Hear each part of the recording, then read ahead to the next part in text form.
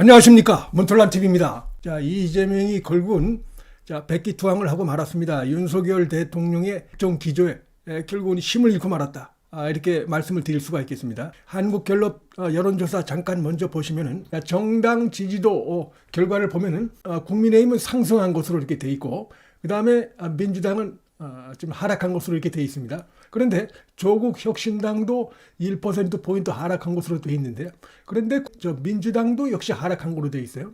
그러니까 조국 혁신당이 하락을 하면 민주당은 뭐 조금 오른다든지 이렇게 생각할 수도 있는데, 그렇지 않고 민주당도 조국 혁신당도 같이 하락한 것으로 돼 있고 국민의힘은 상승한 것으로 이렇게 돼 있습니다. 그러나 여전히 민주당과 조국 혁신당을 이 지지도를 단순 합산하면 역시 여전히 그 국민의힘보다는 앞서고 있기 때문에 이런 부분은 역시 국민의힘이 긴장을 하고 좀 더 쇄신하고 달라져야 하는 그런 대목이 아닌가, 이런 생각이 들고, 지금 그 이준석 이 당대표로 있는 개혁신당은 뭐 3%를 벗어나지 못하고 있습니다. 계속 3%고, 그 다음에 이제 조국 혁신당이 쭉 오르다가 과연 이제 앞으로 추세가 어떻게 될지, 하락세를 계속 이어갈지, 이것도 좀 눈여겨볼 대목이다. 이렇게 말씀을 드리겠습니다. 이재명이 의제 조율이 안 된다, 이래가면서 핑계를 은근히 대통령실로 이렇게 대면서 허심탄회하게 만나겠다라고 태도를 180도 바꿨습니다.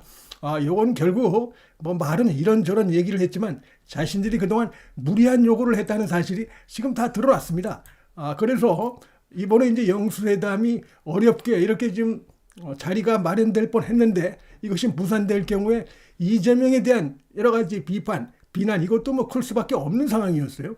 그리고 가만히 보면 윤석열 대통령이 지금 얘기했던 부분들은 충분히 그 설득력이 있는 부분이라고 볼 수가 있습니다. 이런 식으로 다 접어두고 윤석열 대통령을 뭐 만나겠다 이렇게 얘기하고 있습니다. 뭘 다 접어둡니까? 접어두기는 무리한 요구를 했던 것이죠. 자기들이 이렇게 요구를 하면 다 들어줄 줄로 지금 착각을 하고 있던 것이죠. 지금 이재명이 뭐 오랜만에 하는 영수회담이라 의제도 좀 정리하고 아주 그럴듯하게 포장해서 얘기를 합니다. 미리 사전 조율도 해야 하는데 그것조차도 녹록지 않은 것 같다 하면서 은근히 자신은 책임이 없는 양 이렇게 얘기하지만, 지금 뭐 의제도 좀 정리하고 이 수준이 아니고 받아들일 수 없는 이런 그 황당한, 그다음에 무리한 이런 의제를 일방적으로 던진 것이죠. 지금 이재명의 민주당이 무슨 뭐 가구당 100만 원씩 해가지고 전 국민에게 지원하는 자신들이 그 총선 공약을 갖다 확답을 해달라. 그다음에 뭐 각종 특검법안은 국회에서 하는 것이지 대통령이 답을 할 수 없는 내용이에요. 그러니까 이들이 참 얼마나 좀 생각이 짧은가, 이걸 그대로 보여줬어요. 그러니까 대통령이 답을 할 수 없는 이런 것들을 툭툭 던지면서 받아라. 그럼 어떻게 받습니까? 그다음에 이제 민생이 어렵다 이렇게 하면서 민생을 더 어렵게 할 수 있는 이런 그 물가를 자극할 수 있는 그런 그 13조를 뿌리는데 전 국민에게 뿌린다는 겁니다. 그러니까 도대체가 윤석열 대통령으로서는 받아들일 수 없는 것이었기 때문에 이렇게 평행선을 달렸던 것이고, 그래서 결국 이재명이가 백기투항했다 이렇게 볼 수밖에 없어요. 미리 사전 조율도 해야 하는데 녹록지 않았다. 이것도 뭐 말은 이렇게 했지만 그게 아니라 자신들의 요구 뭐 이것저것 마구 던졌다는 거 아닙니까? 그걸 다 받아들여라. 그러면 회담을 하겠다는 식으로 얘기를 했던 거 아닙니까? 그러니까 지금 이런 식의 얘기는 이게 뭐 눈속임료, 국민을 속이는 이런 그 변명에 불과하다 이렇게 생각이 됩니다. 복잡한 의제들이 미리 좀 정리됐으면 좋았을 텐데 쉽지 않다. 뭐 정리하느라, 그런 것들을 정리하느라 시간을 보내기 아쉽기 때문에 신속하게 만날 일정을 잡겠다. 이렇게 얘기를 했어요. 말씀드렸듯이 지금 받아들일 수 없는 자신들의 일방적인 그 의제를 갖다가 던진 겁니다. 그걸 뭐 그래서 대통령이 받아들이기 어려운 것들이기 때문에, 그래서 국정 최고 책임자로서 책임 있는 자세로 그런 부분들을 수용할 수가 없었던 것이죠. 그렇기 때문에 이런 식의 얘기는 그동안 이제 사전 조율 만남 과정이 공개가 됐습니다.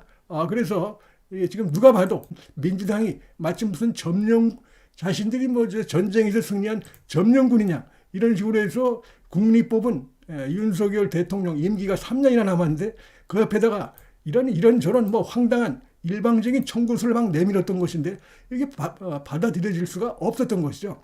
그래서 결국은 이런 식으로 이제 만남을 갖게 됐는데, 이제 대통령실에서는 윤석열 대통령의 그 회담 제안에 대해서 이재명이 뒤늦게라도 화답한 데에 대해서 환영한다. 이게 바로 착수하겠다 이렇게 돼 있는데 결국은 이게 만약에 이재명이 말이죠. 자기가 당당하다.